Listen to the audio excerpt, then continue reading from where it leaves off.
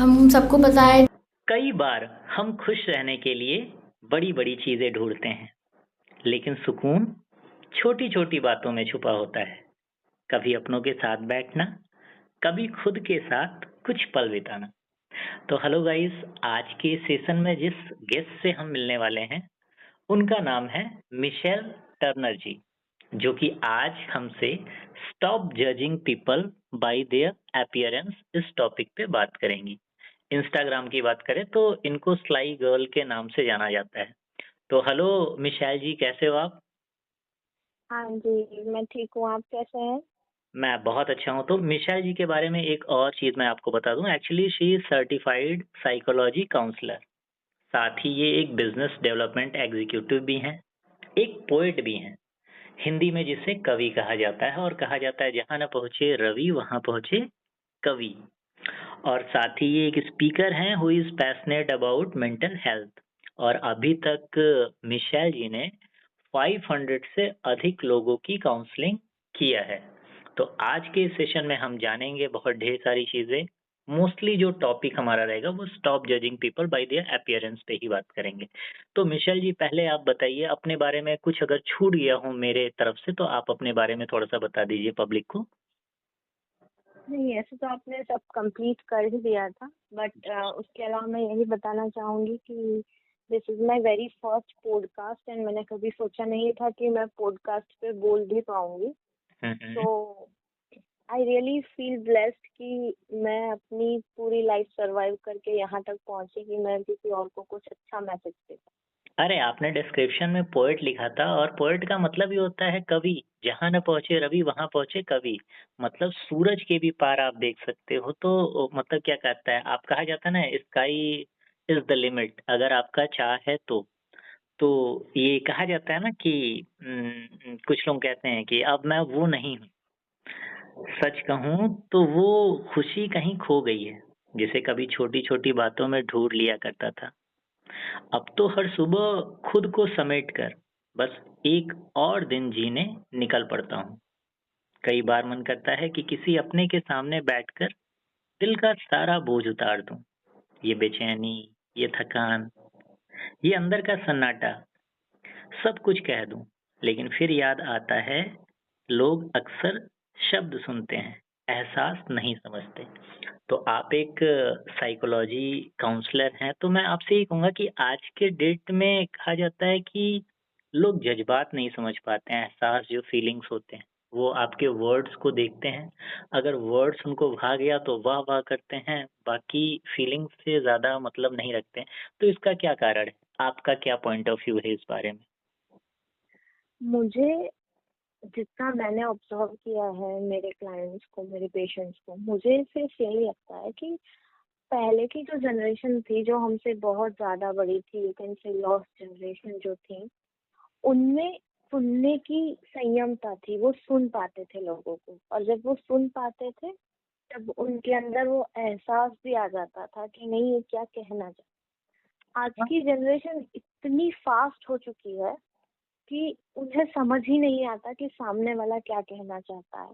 वो सिर्फ अपना पॉइंट प्रूव करते हैं, सामने वाला कुछ बोलता है, उस पे अपनी कुछ बात रख देते हैं और पूरी चीज वहीं खत्म हो जाती है। अभी रिसेंटली मेरे साथ ऐसे हुआ था, एक कपल काउंसलिंग हुआ था, हुँ, तो हुँ। उसमें जो जनाब थे बताए थे कि मेरे ये दुख है। जी। उसपे जो देवी जी थी वो ये नहीं बोली कि ये दुख है तो हम इस पे बैठ के बात करेंगे, मैं समझ सकती हूँ। हुँ, हुँ। उन्होंने डायरेक्ट अपने दुख बताना शुरू कर दिया। तो हर कोई एक रेस में भाग रहा है कि अगर कुछ हुआ भी है तो लाइक आज मैं बोलूंगी कि मेरी मम्मी जी बीमार है, तो सामने से मुझे जवाब मिलेगा, अरे मेरी मम्मी जी भी 3 महीने पहले बीमार है।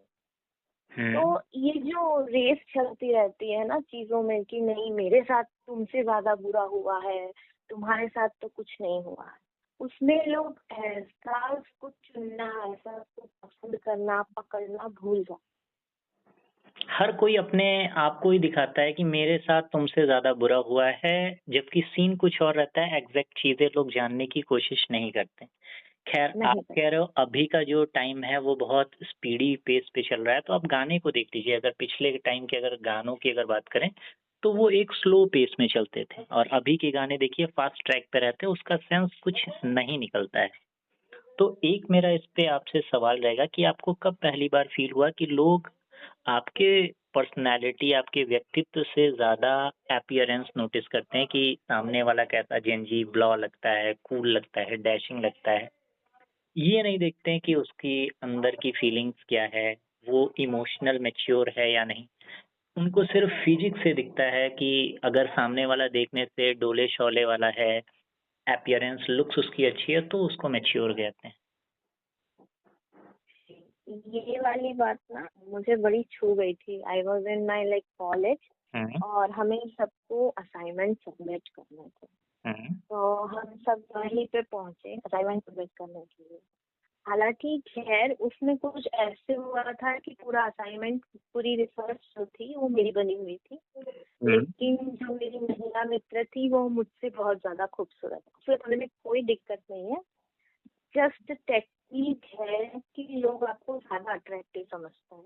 तो जब वहां पे हम ऑन स्टेज पहुंचे तो जब डायरेक्टली उनसे क्वेश्चन करना शुरू किया, हुँ, हालांकि उन्हें कुछ समझ नहीं आ रहा था और वो कुछ बोल तक नहीं पा रहे थे, लेकिन जब तक मैंने बोलना शुरू किया तब तक हमारा पूरा असाइनमेंट जो था, पूरी रिसर्च जो थी, वो एक ऐसे लेवल पे जाके पहुंच चुकी थी कि कैंडिडेट्स ने सब बोल तो दिया है, हुँ, लेकिन इसे सब कर तो लिया है, रिसर्च कर तो लिया है, लेकिन इसका कोई सार नहीं है। तब मुझे लगा कि शायद मैं अगर उतनी ब्यूटीफुल होती और क्वेश्चंस मुझसे पहले पूछे जाते, हुँ, या हुँ। ऐसा दिखा लाइक कभी कभी ऐसा दिखता है कि कोई इंसान अगर बहुत खूबसूरत है, आपको तो पता ही होगा 36, 24, 36 हाँ, हाँ। कि आर ग्लास होता है इंसान, तो उस पर लोग ज्यादा सवाल करते हैं, लोग उनको ज्यादा अप्रोच करते हैं, लोग उनसे ज्यादा पूछते हैं। तो यही मेरे साथ बहुत बार हो चुका है।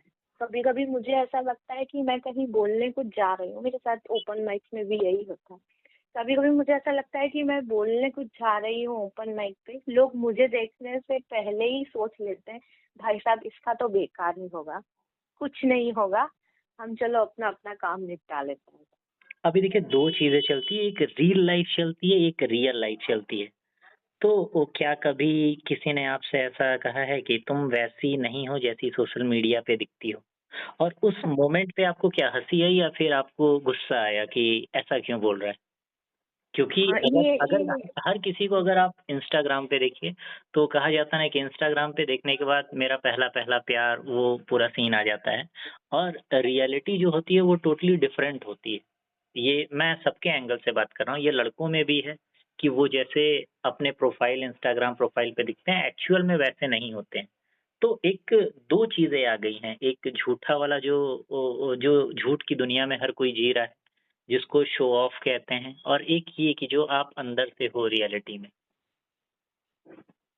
जी, इस पे मैं यही कहूँगी, मेरी इवन रिसेंट कुछ पोस्ट हैं जिसमें मैंने बहुत लाइक 1 डेढ़ साल पहले वेट लॉस किया था और फिर हुँ, हुँ। मैंने एक मॉडल फोटो शूट करवाया था, हुँ, जो कि हुँ। मैंने अभी-अभी रखी थी फोटोज़। तो उसपे मुझे लोग ऐसे कमेंट्स करते थे कि पूरी दुनिया में मेरे अलावा कोई नहीं है उनके। हुँ, कभी-कभी तो ये भी हो जाता था कि इंसान ऐसे सोचने लगता था कि यही चाहिए, यही इंसान है हमारे पूरी लाइफ के लिए।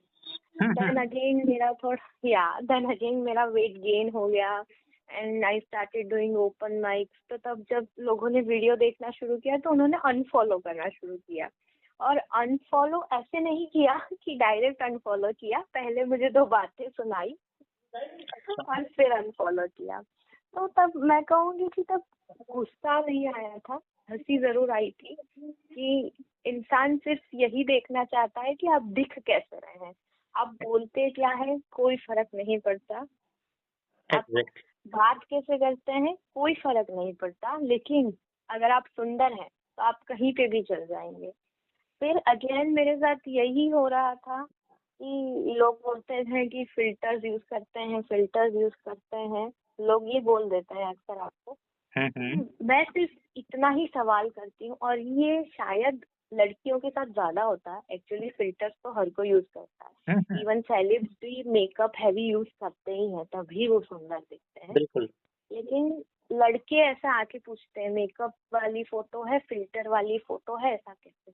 तो मैं उन सबको यही बोलना चाहती थी कि अगर आपको यदि लगता है कि फिल्टर्स वाली फोटो है, तो जो डेवलपर है सॉफ्टवेयर का, उसने कुछ देख के फिल्टर्स बनाए होंगे। अब यदि फिल्टर्स बने हैं तो उन्हें यूज करना चाहिए, उसमें कोई दिक्कत नहीं है। लेकिन कुछ लोग फिर इस चीज को अगेन ऐसे भी यूज करते हैं कि अपना फेस हाइड करने के लिए ये फिल्टर्स यूज करते हैं। मैं उनके भी खिलाफ नहीं हूँ। बहुत लोग ऐसे होते हैं जिनको इंफीरियरिटी कॉम्प्लेक्स होती है, और एग्जैक्टली। इंफीरियरिटी कॉम्प्लेक्स किसी की वजह से नहीं होती, खुद की वजह से ही होती है। घर में से ही शुरू होता है। घर में बिल्कुल। अगर यदि 3 या 4 या 5 बच्चे होते हैं तो हमारी माएँ या हमारी चाचियाँ या हमारी मामियाँ यही हम पे एक टारगेट सेट कर देती हैं, एक बार सेट कर देती हैं कि बड़ी वाली तो बहुत खूबसूरत है लेकिन छोटी वाली थोड़ी काली, बीच वाली तो बहुत खूबसूरत है, छोटी वाली थोड़ी मोटी है। तो और ये चलता ही रहता है। और ये कल्चर तो स्कूल कॉलेजेस से ही स्टार्ट हो जाता है। ऐसे स्कूल कॉलेजेस में हर किसी के नाम के अलावा जो उनकी फ्रेंड सर्किल रहती है, एक उसको यूनिक नाम, एक्स्ट्रा नाम देता है। जैसे प्रेटी, क्यूट, मतलब डार्क, मोटी है, पतली है, ए टिंगड़ा, पिंगड़ा, जो भी रहता है, ऐसे टैग्स दे दिए जाते हैं। तो ये जो टैग्स दिए जाते हैं स्कूल कॉलेजेस में, अगर कोई बहुत ज़्यादा सुंदर लग रहा है तो उसको उसके अकॉर्डिंग, कोई बहुत ज़्यादा डल है तो उसको थोड़ा डिप्रेसिंग वो देते हैं। तो इस टाइप के टैग्स कितने ज़्यादा डेंजरस होते हैं इमोशनली। मतलब अगर किसी को अच्छा वाला टैग दे दिया तो ठीक-ठीक, लेकिन उनको ये नहीं दिखता कि कुछ ऐसे भी लोग हैं जिसको टिंगड़ा आपने कह दिया, या जिसको छोटू कह दिया, या जिसको कालू कह दिया, या फिर कलूटा कह दिया, वो उससे इमोशनली कितना ज़्यादा मतलब इम्पैक्ट डालता है उनके लाइफ में। इसमें ना शिखर जी ऐसा है कि लोग सोचते नहीं हैं बोलने से पहले। हालांकि कॉलेजेस में ये चीजें तब हो जाती है जब सारे ही बच्चे प्यूबरिटी से निकले होते हैं, प्यूबरिटी हिट की होती है और वो निकले होते हैं। तो हर किसी को ऐसा ही होता है कि उनका सर्कल भी सुंदर हो, वो खुद तो है ही सुंदर, क्या क्या ही कहें, सबको लगता है हम सुंदर हैं। तो जब ये टैग आ जाता है ना कि प्रिटी, क्यूट, डार्क, मोटी है या पतली है, तब ना वो पर्टिकुलर इंसान पूरे क्लास से बहुत बहुत ज्यादा अलग हो जाता है। तब फिर यही है कि अगर आप सुंदर हैं तो आपका एक ग्रुप होगा, एकदम क्लासी ग्रुप होगा, जिसमें लड़के भी होंगे और लड़कियां भी होंगी। लेकिन यदि आप इन सारे टैग्स के बीच में फंस चुके हैं, तो आपको अपने वही है कि 3 या 5 साल अकेलेपन में काटने हैं, या तो फर्स्ट बेंचर बन के काटने हैं या तो लास्ट बेंचर बन के काटने हैं। और इसकी वजह से ना, जब इंसान जहाँ से कॉलेज से निकलता है, जॉब के लिए परस्यू करता है, तो उसका इंफिनिटी कॉम्प्लेक्स इतना बढ़ जाता है कि कभी कभी वो लाइफ में आगे भी नहीं बढ़ता। और इसी बात पे, इसी टॉपिक के लिए मैंने, जैसे कहा जाता है ना, जो कवि होते हैं कोई भी उनको टॉपिक मिलता है तो उसपे कुछ न कुछ अपने कलम से लिख ही देते हैं। तो मैंने भी इसी बात को अपने ज़हन में रखते हुए कुछ चीज़ें, चंद लाइनें लिखी है कि मैं चाहता हूँ केवल सफलता में ही लोगों के पोस्टर ना लगे, बल्कि असफल व्यक्तियों को भी दिखाया जाए। मैं चाहता हूँ केवल सफलता की कहानियाँ ही नहीं, बल्कि असफल व्यक्तियों की हताशा भी बताई जाए। इतना ही नहीं, मैं चाहता हूँ कि सफलता में साथ रहे लोगों को शुक्रिया कहने के साथ-साथ असफल हुए व्यक्तियों के साथ अंत तक रहे लोगों को एक उदाहरण बनाया जाए। लास्ट में कहूँगा कि मैं चाहता हूँ कि सारे असफल व्यक्तियों को टीवी पर बुलाया जाए, पॉडकास्ट पर बुलाया जाए, ताकि लोगों को पता चले कि जीवन की सबसे बड़ी यात्रा एक असफलता से ही शुरू होती है, जो अंत में सफलता तक पहुँचती है। कहा जाता है ना कि अगर आपको एक लंबी जर्नी बितानी हो तो उसमें ये बुलिंग टाइप के जो वर्ड्स होगा, लोग जज करेंगे। कहा जाता है ना, कुछ तो लोग कहेंगे, लोगों का काम है कहना। काम है कहना। तो लेकिन कभी-कभी इसमें यही चीज़ रहता है कि इमोशनल कोई अपने आप को बैलेंस नहीं कर पाता है, तो वो सुसाइड जैसे कदम उठा लेता है, जो कि सोसाइटी के लिए एक बहुत बड़ा धब्बा है। तो आज के टाइम में एजुकेशन सिस्टम पे भी मैं कहना चाहूँगा अपने तरफ से कि लोगों को बाद में पढ़ाया जाए, सबसे पहले उनको इमोशनल मैच्योर बनाया जाए कि वो लोगों को झेल सकें। अदरवाइज़ पढ़ाई तो अगर कोई चाहे तो घर बैठा भी कर सकता है, लेकिन वो स्कूल कॉलेजेस इसीलिए जाता है कि वो दुनिया से लड़ना सीख सके। लोग कहेंगे कि तू छोटू है, तू ये है, तू वो है, तमाम चीज़ें करेगा। तो हालाँकि उनके पॉइंट ऑफ व्यू से वो चीज़ें गलत है, ऐसा नहीं कहना चाहिए कि किसी को आप टैग कर रहे हैं, किसी को आप ये कह रहे हैं कि पहले तो आप सुंदर थे, अभी तो आप ये चीज़ें मेरे अकॉर्डिंग किसी को इम्पैक्ट नहीं करना चाहिए। मैं अपने लिए दुनिया का बेस्ट लड़का हूँ, मैं अपने लिए दुनिया की बेस्ट लड़की हूँ, मैं अपने लिए खुद की फ़ेवरेट हूँ। किसी और का जो जजमेंट है, वो हमारे मतलब जो हमारे आइडियोलॉजी है खुद के लिए उसको इम्पैक्ट ना डाल सके। मैं इस बात पे ज़्यादा फ़ोकस करूँगा। आप बीइंग अ काउंसलर आप इस कॉन्टेक्स्ट में क्या कहना चाहोगे? ये जो आपने कहा, मैं इस पे कंप्लीटली एग्री करती हूँ और ये मैं सोचती हूँ कि मैंने अपने जीवन के 26 सालों बाद, यानी कि आज से 2 साल पहले ही सीखी ये बात कि मैं खुद के लिए परफेक्ट हूँ, दुनिया क्या सोचती है इससे मेरा कोई लेना-देना नहीं जैसे है। आप आप क्योंकि आप काउंसलर हो तो एक वर्ड का मीनिंग आपको पता होगा नार्सिसिज़्म। नार्सिसिज़्म में ये क्या कहा जाता है कि आदमी अपने उन्माद में खोया रहता है। वो एक गाना आया था ना कि मैं इतनी सुंदर हूँ मैं क्या करूँ? आपने इस हाँ जी। गाने को सुना है? हाँ, तो वही सेम चीज़ इसी को नार्सिसिज़्म कहते हैं कि हमको जानना ही नहीं है अगर मैं छोटा भी हूँ, मैं तिगड़ा भी हूँ, मैं काला हूँ, मैं चाहे जैसा भी हूँ, मैं बहुत बेवकूफ़ टाइप का भी दिखता हूँ, लेकिन मेरे अंदर यही फीलिंग आनी चाहिए कि मैं इतना सुंदर हूँ, मैं क्या करूँ? है ना? जी, ये बात तो सही है। ये आपने सही कही। हालाँकि जो टैग था वो थोड़ा-सा वियर्ड था हुँ, साइकोलॉजी से, हुँ, हुँ, बट हाँ, ये बात आपने बिल्कुल सही कही कि मैं इतना ही समझ पाई हूँ आज तक कि आप सबको खुश नहीं रख सकते। हुँ, और I have studied psychology for approx 7 years now. तो मुझे ऐसा फ़ील होता है कि आप अगर ऐसा सोचने लगेंगे कि वो क्या सोच रहा है, ये क्या कहेगा, वो क्या कहेगा, तो मैं सिर्फ़ इतना ही कहना चाहूँगी कि लोग तो भगवान से भी खुश नहीं होते हैं, आप तो फिर भी इंसान। एग्ज़ैक्टली। तो इस कॉन्टेक्स्ट में जैसा कि आपने कहा था कि आप एक पोएट भी हो, तो आपने कुछ लिखा है अपनी चंद लाइनें अगर आप सुना देंगी तो वो ज़्यादा हेल्पफुल रहेगा, लोगों को इस बड़े मोटे बात को छोटे में समझने में। जी, जी, बिल्कुल, ज़रूर। मैंने लिखी थी एक कविता ही लिखी थी रिसेंटली, मुझे ऐसा कुछ हिट हुआ और कुछ फ्लैशबैक्स आ रहे थे लाइफ में। हुँ, हुँ। तब मैंने लिखा था कि सफ़र लंबा होगा, तुम सुंदर से पहले समझदार ढूँढना। एग्ज़ैक्टली। तुम प्यार से पहले स्वाभिमान ढूँढना। हुँ, तुम मत ढूँढना टुकड़ों में, तुम इश्क में टुकड़ों को ढूँढना। बहुत अच्छे। तुम ढूँढो ना ढूँढो कोई एक हमसफ़र, तुम हर किसी में हमसफ़र मत ढूँढना। सफ़र लंबा होगा, तुम सुंदर से पहले समझदार ढूँढना। और आजकल के टाइम में लड़कियों का सबसे बड़ा प्रॉब्लम यही है, हर किसी में वो अपना हमसफ़र ढूँढने लगते हैं। अगर कोई लड़का होता है आज के सिनेरियो में क्या होता है लड़कों को भी पता चल गया कि जो लड़कियां होती हैं स्पिरिचुअलिटी से ज़्यादा इम्प्रेस होती हैं तो वो सबसे पहले मंदिर लेके जाते हैं या फिर चर्च लेके जाते हैं, गुरुद्वारा लेके जाते हैं। देन शी थॉट कि अरे यार ये तो लगता है मुझसे आगे शादी करने वाला है, ये करने वाला है और दैट इज़ द ट्रैप। वहाँ पे वो क्या हो जाता है, फँस जाती हैं और इसके बाद जो भी लड़के या लड़की के जो भी मंसूबे होते हैं, सेम लड़कियों के भी साथ चलता है कि लड़कियाँ पहले अपने आप को ज़्यादातर मतलब मैं सबकी बात नहीं कर रहा हूँ, कि वो अपने आप को ये दिखाती हैं that she is very religious, she is very मतलब क्या कहा जाता है एथिक्स पे चलने वाली स्पिरिचुअल लड़की, सो दैट बॉयज़ इम्प्रेस हो जाते हैं और उनको लगता है कि यार वाह! मेरी तो ज़िंदगी बन गई।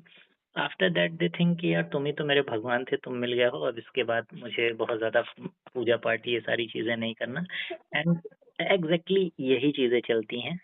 और मैं आपसे लास्ट में एक मैसेज उन लोगों के लिए जो मिरर में खुद को जज करते रहते हैं कि बिकॉज़ ऑफ सोसाइटी स्टैंडर्ड कि सोसाइटी मेरे बारे में क्या कहेगी, या फिर कोई अपने फेस को लेके मिरर में देख के कहता है यार मैं इतना ज़्यादा काला क्यों हूँ? कोई कहता है कि मैं इतना छोटा क्यों हूँ? कोई कहता है मैं इतना मोटा क्यों हूँ? कोई कहता है कि मैं गरीब क्यों हूँ? कोई कहता है मैं अमीर क्यों हूँ? कोई कहता है कि मुझे ये क्यों नहीं मिला? तो हर कोई के अपने गरज होते हैं जो मिरर के सामने कहते रहते हैं। तो उन लोगों को क्या आप मैसेज देना चाहोगे? कि जिससे वो अपने आप को सैटिस्फाई कर सकें।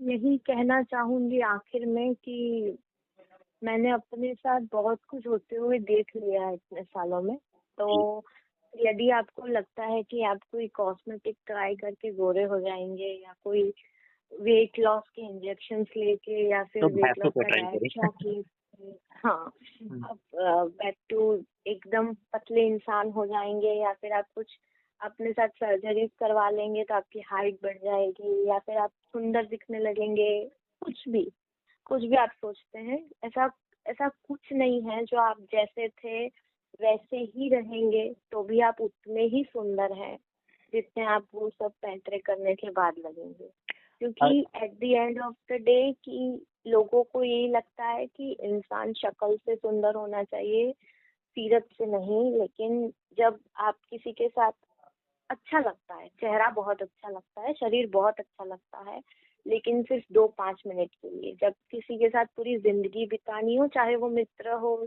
या फिर आपका हमसफर हो, या फिर आपका बहुत करीबी दोस्त हो, रिलेटिव हो, तब आपकी सिर्फ सीरत ही काम आती है। तब सूरत, शरीर कुछ काम नहीं है। एग्ज़ैक्टली, अगर आदिवासी तेल लगाने से अगर किसी के सर पे बाल आ जाते तो आज भारत का सबसे अमीर व्यक्ति जो मुकेश अंबानी है, उनके बेटे गंजे नहीं। अगर कोई जी ऐसा बिल्कुल। दवा रहता है जिसको खाने से लोग पतले हो जाएँ या स्लिम ट्रिम हो जाएँ, तो आज जो भी आकाश अंबानी, या मुझे नाम भी उतना नहीं आ रहा है कि वो इतने ज़्यादा हैवी शरीर वाले हैं, वो बहुत ट्रिम्ड रहते हैं।